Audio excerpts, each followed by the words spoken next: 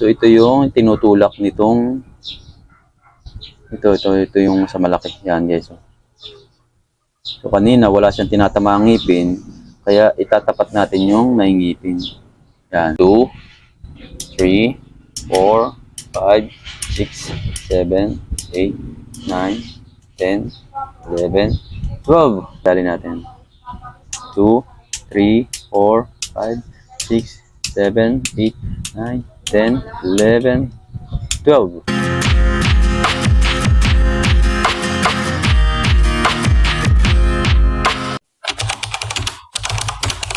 Good day mga ka-project! Welcome back to our channel, and for today's video ay mag-aayos tayo ng subukan natin iayos tong shifter ng L2AX. Bali 12 speed yan guys.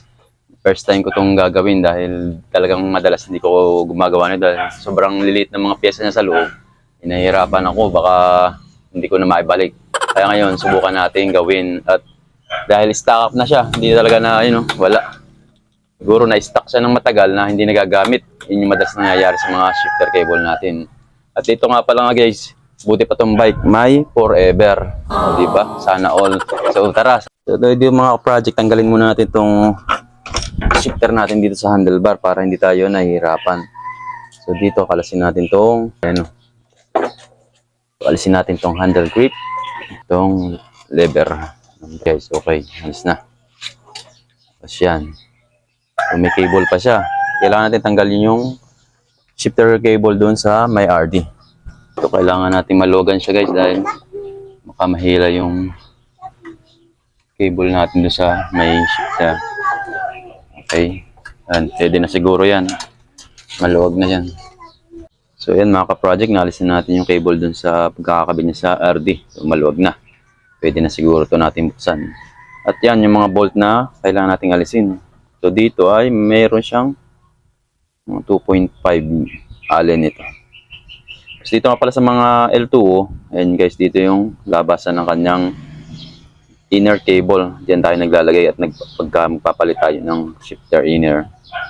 So yan, doon nga sa ilalim yung kanyang tornilyo ito. So bali 4. Ito naman yung nasa loob. Siguro ito yung na doon sa may gear. Ito yung nakakabit sa gitna ng gear. Ayan, wala siyang talagang dala. So, buksan na natin. So, ito guys, meron akong allen 2.5.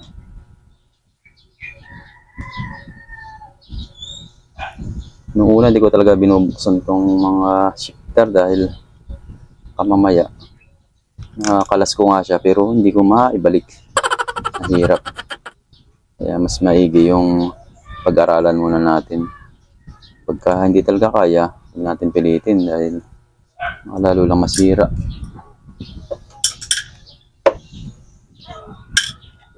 Kailangan natin yung mga bolt tornilyo na inalis natin sa lagayan para hindi mawala.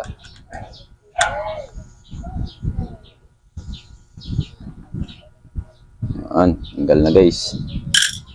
So yun, kung gusto nyo nga pala yung mga video ganito, baka naman pwedeng i-like mo na at i-share at subscribe na rin itong channel ko para mga update ka sa mga susunod ko pang bike tutorial video. So tanggalin ko na guys. Ito yata yun. Ito, ibabaw na ang tatanggal sa kanya. So, isod lang natin siya. Ito yung loob niya, guys. Ibig sabihin, hindi siya kumakapit. Yun. Meron hindi pala nakatapat doon ang mga ngipin. Wala. So, ito yung tumutulak. Walang tinatamaan ng ngipin doon sa ilalim. Kaya hindi siya lumilipat. So, subukan natin alisin to. Itong bolt may 4 mm ito. O 4 mm nga. Kasi sa labas 5. Ayun, naloga naman. Sana walang tumalbog na kung anong piyesa. So, bali ito guys. Tapos ito ilalim niya. Okay. Siguro hindi siya nakatapat lang kaya ganun. Hindi na agad. So ito, meron siyang mga ngipin na kailangan nakatapat dito sa merong Yun, dun nga guys. So, dito siya mga ka-project.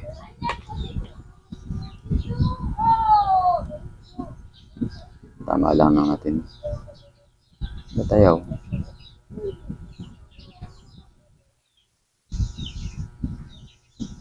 Baliktad pala guys. Yun. Nalaglag yung bolt sa ilalim to. Nasa ilalim. Punasan natin yan.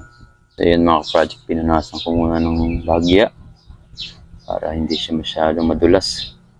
So yun, patapat lang natin basta yung may spring dun sa butas na to, maliit. Tapat lang natin, isuot natin. Tapos, iikot natin siya ng konti. Ikot ng konti. Ikot lang natin siya ng konti. Konti-konti. Ikot ka. Medyo may kadigasan dahil yung spring ay humihila. Kaya hindi siya madali. Isot ka ng konti, buddy. Konti na lang. Yan. Okay, yun. Okay na guys yung pagkakatama nung ito yung pantulak kasi ito yung itutulak niya. Okay. Tapos tong gear namang dito yung pang dagdag ito nasa taas, nakatama din doon sa mga ngipin na nasa taas din, sakto. Kaya ngayon lalagyan natin yung bolt niya dito. Sana tama. Okay. Tapos itong bolt sa ilalim dito. Kinalawang ano, stock siguro nga ito. Ayan. Silagay ko lang itong bolt. Dito ko na rin higpitan. Gamit itong 5mm Allen. Ano kaya? Okay kaya? Parang yun lang naman yung problema niya guys. Medyo okay din. Hindi siya ganun kahirap. Kita agad natin na meron niya siyang diferensya dun sa gear na hindi tumatama. Okay, higpit na. So, okay, the moment of truth. So, tutulak natin itong nasa ilalim guys ito. Sana magat. Yun! 3 na yun. 3, 4, 5, 6, 7, 8, 9, 10, 11, 12. Wow! Tapos dito, pagka bababa natin siya, kailangan natin hilahin ng konti itong shifter. So yung 2, 3, 4, 5, 6, 7, 8, 9, 10, 11, 12. Wow! Ayos guys. Nadali natin. 2, 3, 4, 5, 6, 7, 8, 9, 10, 11, 12. Okay, 2, 3, 4, 5, 6, 7, 8, 9, 10, 11, 12. Okay guys, nagkaigi. So, bali, kita na lang natin ng maayos itong bolt dito at okay. Hindi naman, di tayo pinahirapan ito. So, yun, kung sakaling ganito yung shifter nyo guys, tapos na-stuck na ganun, na ayaw kumapit, yun lang pala guys. Madadali nyo rin yan. Okay. Basta kompleto pa yung parts ng shifter. Okay, madadali nyo.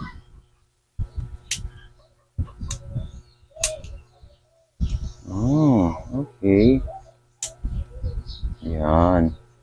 So ito guys, pwede na natin ibalik to. Malinis pa naman, no? Okay pa yan. Ayos. Buti hindi tayo pinahirapan ito. Balik lang natin ang ayos saka yung mga bolt. Alright. Maraming salamat nga pala doon sa customer namin to na nagpagawa. Si Kapitan po siya ng barangay. Thank you, Kap. Dahil talagang solid. Dito ka lagi lang nagpapagawa sa akin. Alright, balik lang natin. Pag nagustuhan nyo yung video na to, please like and share. Tapos mag-comment na rin kayo ng mga katanungan nyo.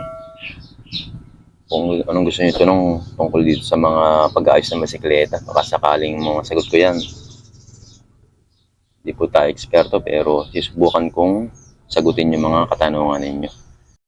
Yes, igi na lang. Nagka-igi guys. Salamat. Hindi tayo pinahirapan. So ikabit lang ulit natin siya sa handlebar. Tapos yung inner cable, balik natin sa RD. Yan guys, ito na. Subukan na natin. Nakabit na siya sa handlebar. So, 2, 3, 4, 5, 6, 7, 8, 9, 10, 11, 12.